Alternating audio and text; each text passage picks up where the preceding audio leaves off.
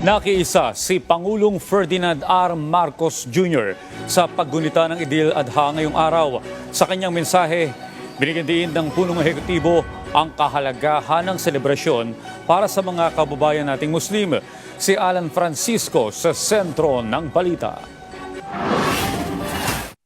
Ang Idil Adha ay isang taimtim na okasyon sa bansa upang magnilay-nilay. Ito ang mensahe ni Pangulong Ferdinand R. Marcos Jr. sa mga Pilipinong Muslim sa pagdiriwang ngayong araw ng Idil Adha. Ayon kay Pangulong Marcos, bilang pakikiisa sa espesyal na selebrasyon sa mga Muslim Filipinos, inaalala ngayon nila si Ibrahim na siyang may malalim na pananampalataya at pagmamahal para kay Allah, dahilan ng mga aral ng Islam.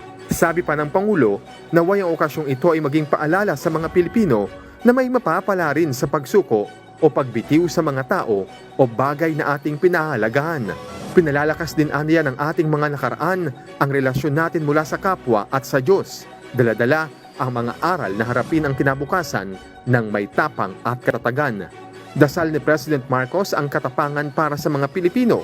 Magkakaroon aniya tayo ng mas malalim na dahilan sa buhay sa pamamagitan ng pag-aangat sa buhay ng iba.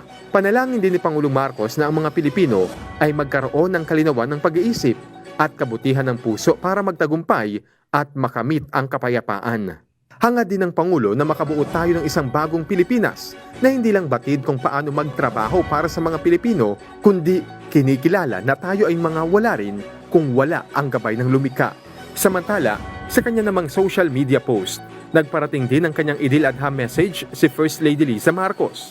Ayon kay First Lady Liza, sa pamamagitan ng Idil Adha, ipinababatid nito sa lahat ang kahalagahan ng serbisyo at sakripisyo tungo sa isang taimtim na pananampalataya, matibay na relasyon sa pamilya at sa komunidad. Ang Idil Adha ay isang major holiday na pinagdiriwang ng mga Muslim sa buong mundo. Karamihan sa kanila ay dumadalo sa mga espesyal na panalangin sa mga moske at Islamic centers. Ito ang pangalawa sa dalawang dakilang festival ng mga Muslim. Ang una ay ang Idil Fitr. Alan Francisco para sa Pambansang TV sa Bagong Pilipinas.